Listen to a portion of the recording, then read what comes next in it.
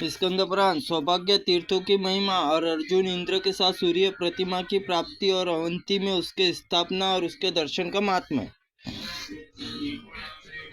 सनत कुमार जी बोले, सौभाग्य तीर्थ में स्नान करके सौभाग्येश्वर का दर्शन करके मनुष्य सब पापों से छूटकर सौभाग्य प्राप्त करता है। धूत तीर्थ स्नान करके भगवान शिव को दूध से नहलाने पर अग्नि धूती आहुति देकर ऐसा करने मनुष्य वाला रुद्रलोक में प्रतिष्ठित होता है।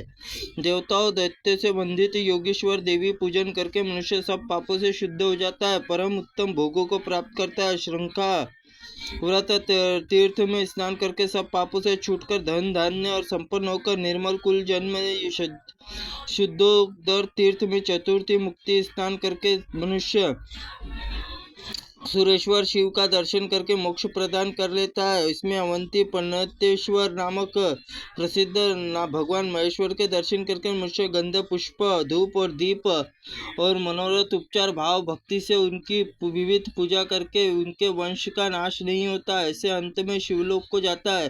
पूर्व काल में भगवान सूर्यदेव क्षिप्रा नदी के तट पर दुर्दर्श नामक प्रसिद्ध तीर्थ निर्माण किया। वह सप्तमी अष्टमी रविवार को संक्रांति के दिन उसमें स्नान और पवित्र करके पवित्र होकर 3 रात तक वहां उपवास करता है। क्षिप्रा नदी तट पर स्थित भगवान शिव का दर्शन भक्ति भाव से पूजन करता है। वह पिता माता व वंश की भांति उद्धार करके भगवान शिव के समीप जाता है।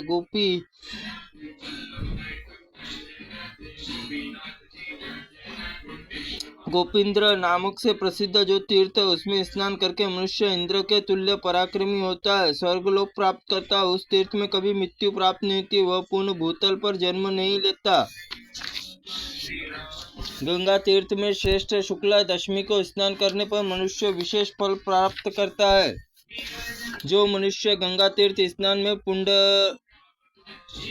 पुष्करंड में दर्शन करता है वह स्वर्गलोक में सुखी होता है। उत्तरेश्वर तीर्थ में स्नान करके मानव शीघ्र ही पितरों को नरक से उद्धार देता है और स्वयं भी स्वर्गलोक जाता है। भूतेश्वर का स्नान करके भूतेश्वर जी का गंध पुष्प नैवेद्य आदि पूजन करके इसमें मृत्यु के पश्चात स्वर्गलोक जाता है। जो मनुष्य इंद्रियों को संयम और एकाग्रचित और अम्बिलिका देवी दर्शन करता है वह सब पापों से मुक्त हो जाता है। जो गंध पुष्प द्वारा देवेश्वर का दर्शन करता है वर्चन करता है वो शिवलोक निवास प्राप्त करता है। जो मनुष्य पवित्र होकर भगवान पुण्येश्वर का दर्शन करता है गणपति पद को प्राप्त होता है।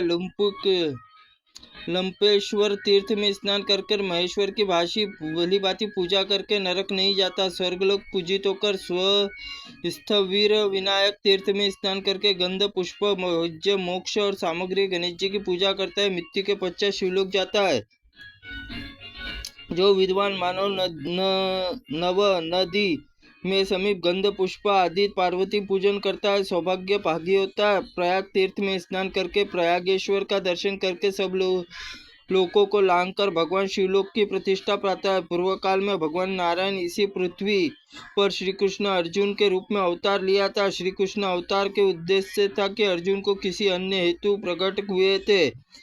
कंस का आदि समस्त दानवों का युद्ध में संहार करके तदनंतर कुंती पुत्र अर्जुन अस्त्र विद्या प्राप्ति की थी। स्वर्गलोक में जा अस्त्र विद्या प्राप्त कर लेने पर वीरवर अर्जुन देवराज इंद्र से गुरु दक्षिणा मांगने के लिए कहा। तब देवराज ने हिरण्यपुर में निवास करने के निवासता कवच नामक उग्र दानव और उसका शीघ्र वध करो, यही मेरे लिए गुरु दक्षिणा होंगी। तब अर्जुन ने दुष्ट दानव के वध की प्रतीक्षा भयंकर रथ पर आरूढ़ होकर धनुष बाण लेकर युद्ध के लिए प्रस्थान किया। समस्त दानवों का संहार पार्थ अत्यंत दुष्कर पराक्रम दिखाया। संपूर्ण देवताओं ने प्रसन्न किया। उन कृत कार्य के हुए अर्जुन दिव्य वीर के कोई उत्तम वर मांगो। अर्जुन ने 2 प्रतिमाओं मांगा जिसमें पूजा में साक्षात ब्रह्मा जी की थी। यह सुनकर इंद्र बोले, अर्जुन तुम दोनों प्रतिमाओं भगवान महात्मा शंकर ने लाल कमल फूलों द्वारा ब्रह्मा जी के दिन में पूजन किया। इसी प्रकार पूर्व काल में भगवान विष्णु तीनों लोक में पालन करने वाले सुगंधित नील कमल के फूलों से सहस्त्र वर्षों तक इनकी पूजा की। प्रजापति ब्रह्मा जी ने सृष्टि रचना कामना के लिए एकाग्रचित होकर लाल कमल के फूलों से इन युगल प्रतिमाओं का पूजन किया। कुंती नंदन तुम मृत्युलोक में कैसे ले जाओगे?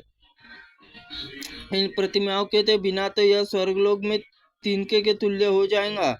अर्जुन ने कहा, प्रभु इसकी वरदान की अभिलाषा है, क्योंकि मैं इसमें कोई वस्तु नहीं चाहिए। तब इंद्र ने कहा, वीर, इन प्रतिमाओं को लेकर कुशस्थली उज्जैनीपुरी जाओ, वहां स्थापित करो। शिप्रा उत्तर तीर्थ पे केशव समस्त पाप नाशो करने वाले केशवार्य भगवान करेंगे। आषाढ़ और कार्तिक मास में वहां यात्रा होंगी और उस समय दर्शन करने के लिए आऊंगा।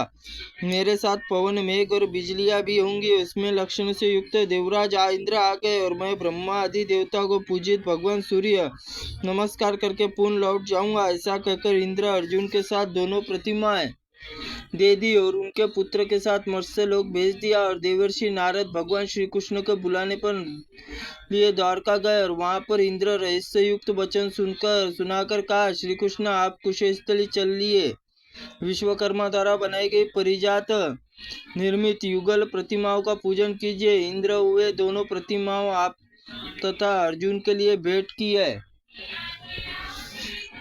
नारद जी का यह वचन सुनकर श्री कृष्ण उज्जैनीपुरी गए और वहां पांडुनंदन अर्जुन को हृदय से लगाकर बहुत प्रसन्न हुए। तत्पश्चात उन्हें अर्जुन से कहा, पार्थ, आज मुझे अनुपम प्रसन्नता हुई कि तुम पूर्व दिशा की ओर जाकर एक प्रतिमा स्थापना करो। जो पूर्वांग काल में मनोरथ शुभ लग्न उदय होगा, तब मैं भी उस प्रतिमा के लिए नदी तट पर आऊंगा और जाऊंगा।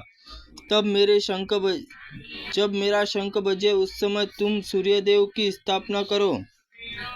यह आदेश सुनकर अर्जुन ने पूर्व दिशा की ओर प्रतिमा स्थापना करके शुभ योग स्थान निरीक्षण किया। मन ही मन विचार करने लगे कि देव प्रतिमा स्थापना कहाँ करूं। इतने में प्रतिभा स्वयं ही कारण सहित उत्तम स्थान बता दिया। तेज के कारण पार्थ को दिखला भी दिया। अर्जुन बोले, देव, यहाँ पर अनेक स्थान बताइए, कौन सा अधिक पसंद है? गोपते प्रजापति सौम्य रूप से उत्तम दर्शनी हो जाए।